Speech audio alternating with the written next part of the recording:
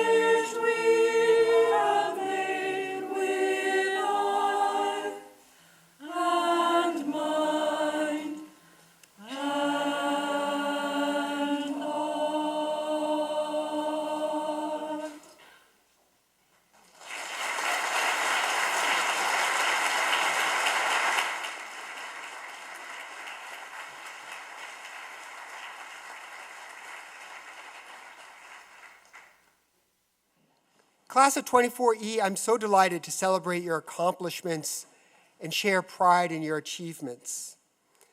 We have about 70 graduates today that we'll be recognizing, about 60 of whom are here. As some of you know, we are missing just a couple of your classmates because they are currently playing in the final minutes of the NCAA final in men's soccer, which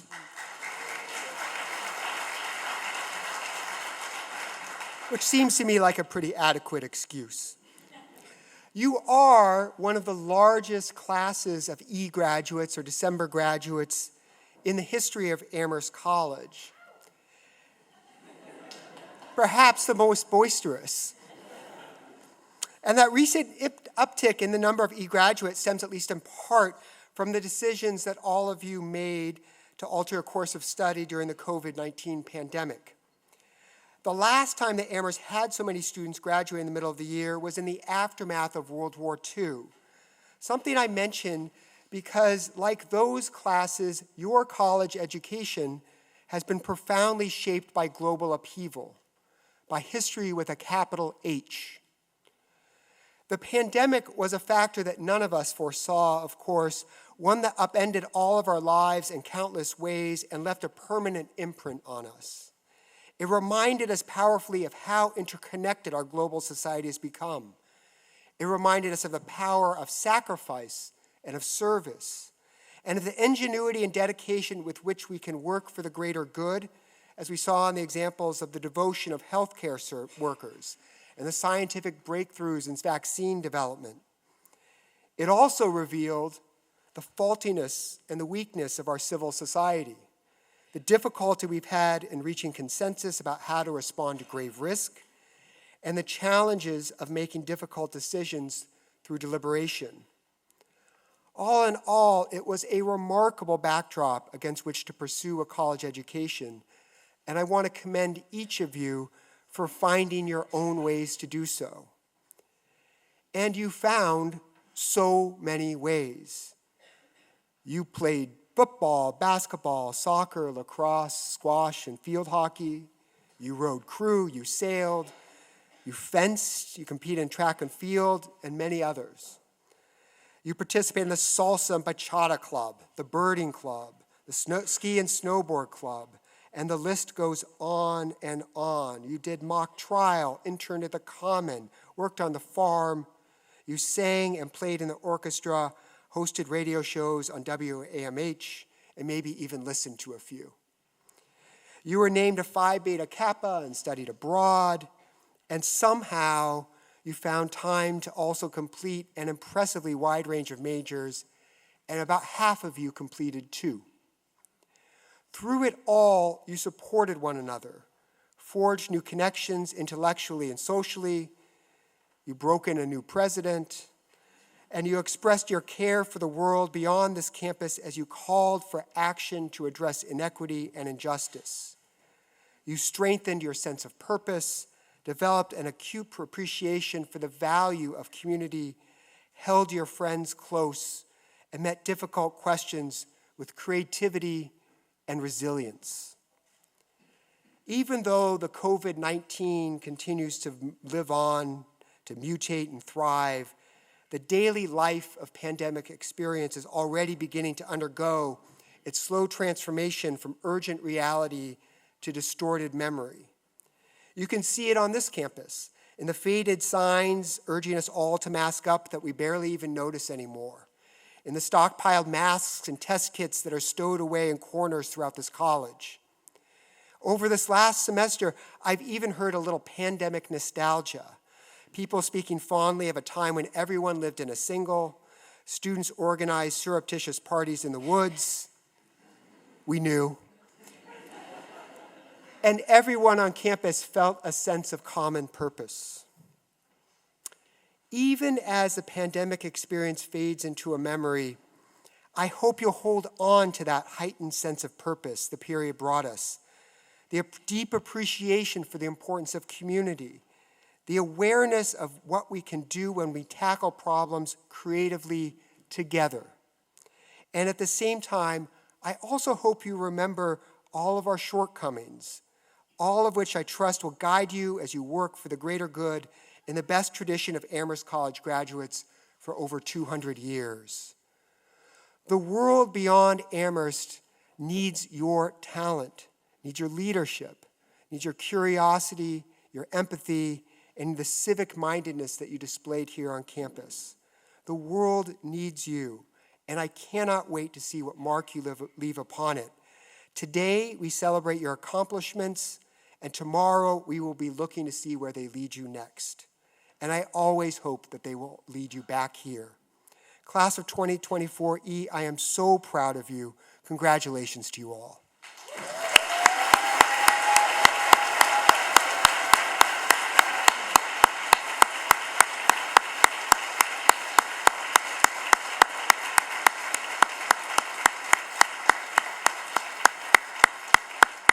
And now, what you actually came to see, I invite Provost Epstein to the podium, and we'll proceed with the recognition of our graduates.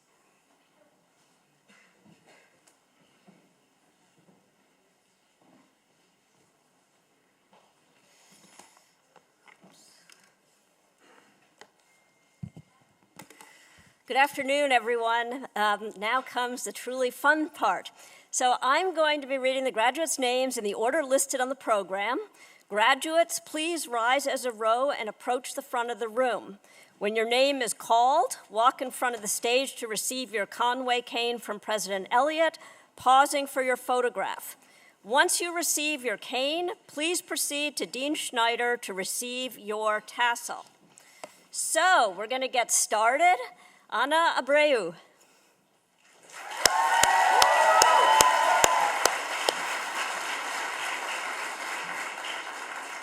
Gwen Allen.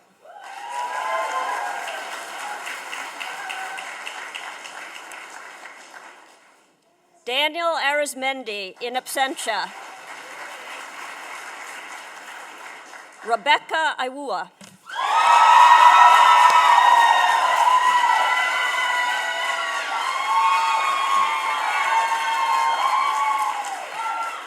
Jack Betts.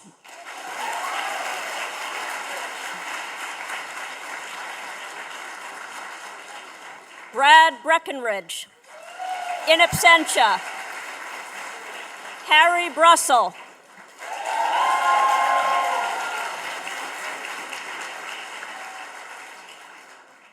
Sophie Caldwell.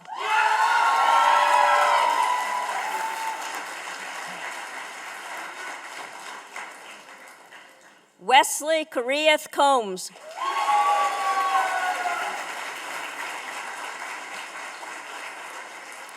Talon Crump.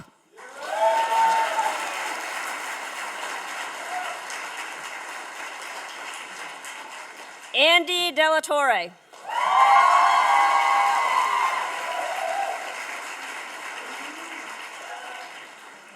Gabrielle Dezia Rondon.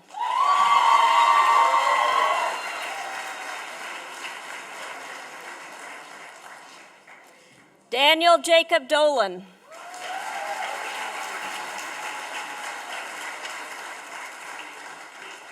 Louis Eckelkamp.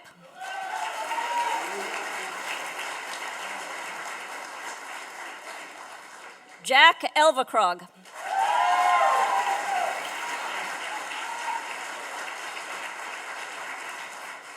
Joseph Fataruso.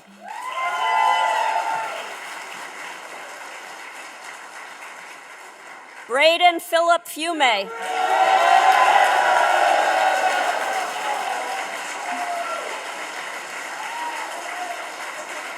Henry Fox Jerkowitz.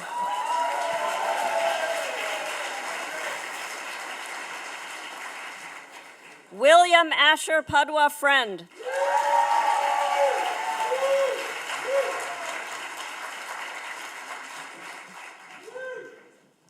Grace Grigonagay.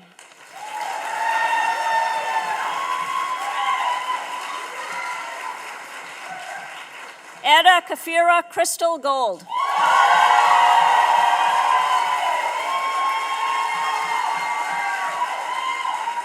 Mia Griffin.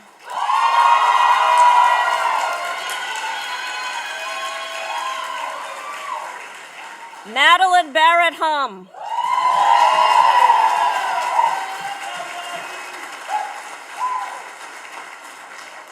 Sakim Selah Hamilton.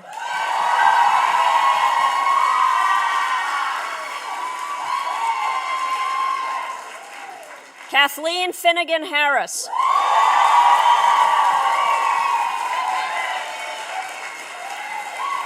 Scott Andrew Hopkins.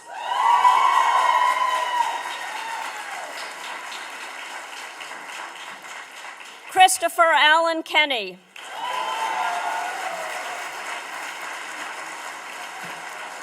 Ross Pickavance Kilpatrick.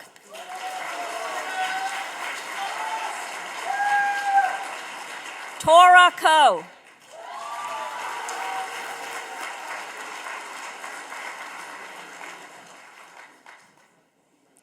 Christine Lee.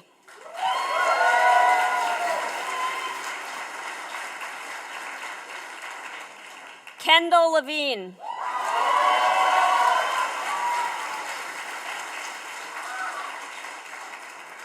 Nate Lockhart.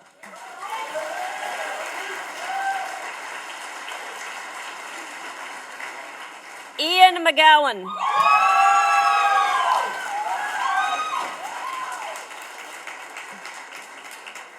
Madison Taylor Matthews.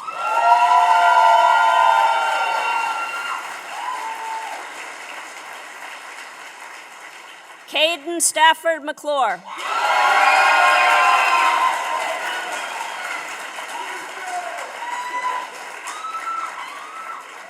Kaylin McQuilkin.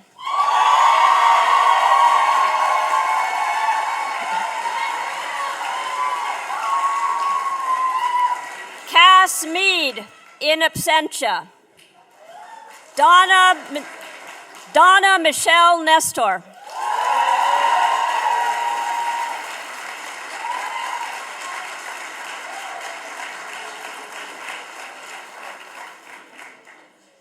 Amina Leilani Oba.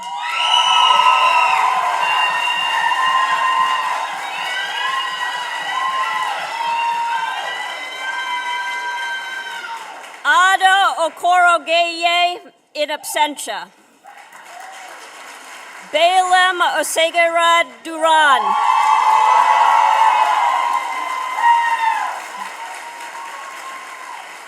Sarah Yeji Park.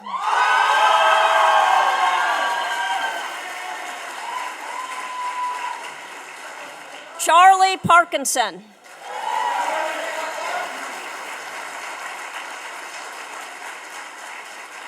Jordan Perry Green.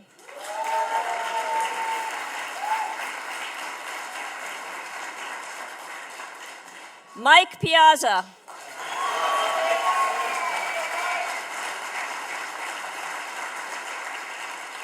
Lily Popoli.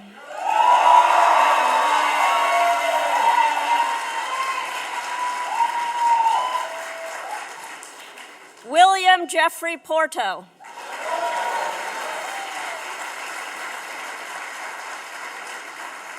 Sean Rapal, in absentia. Zachary Rivers.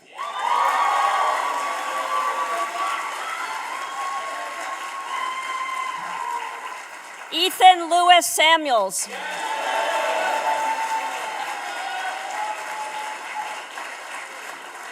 Jesse Side.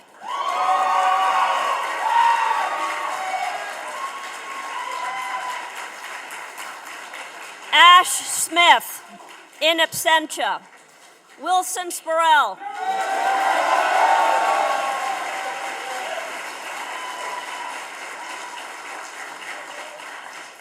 Jack St. George.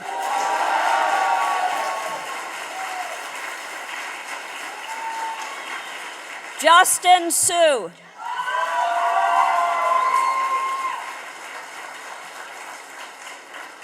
Cesar Suarez, in absentia. Thomas Swee, in absentia. Young Sun.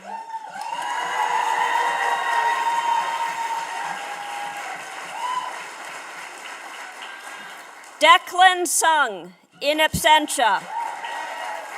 Rebecca Tang.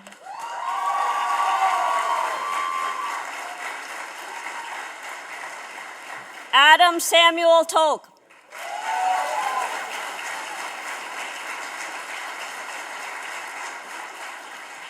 Gennaro Torres, in absentia.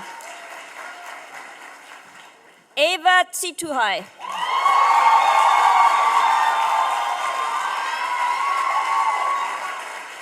Sarah Vierling.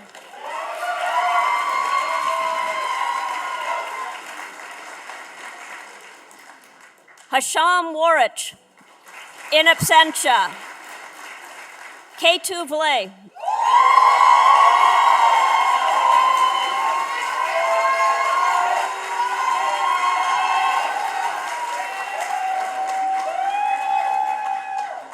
Audrey Elizabeth Woods.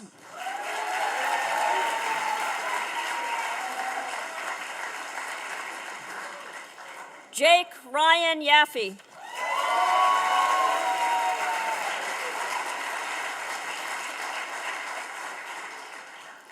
Clarence Zachary.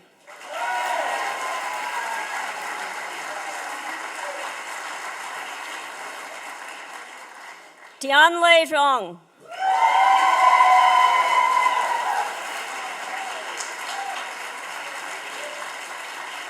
Congratulations, class of 2024E.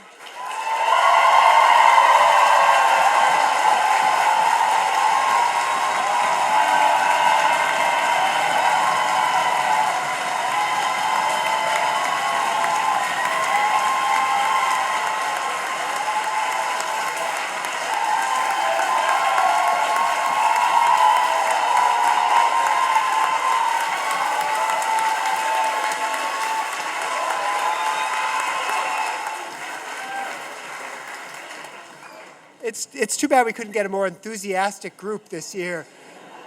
Congratulations to you all. Again, one more time, congratulations across the 2024.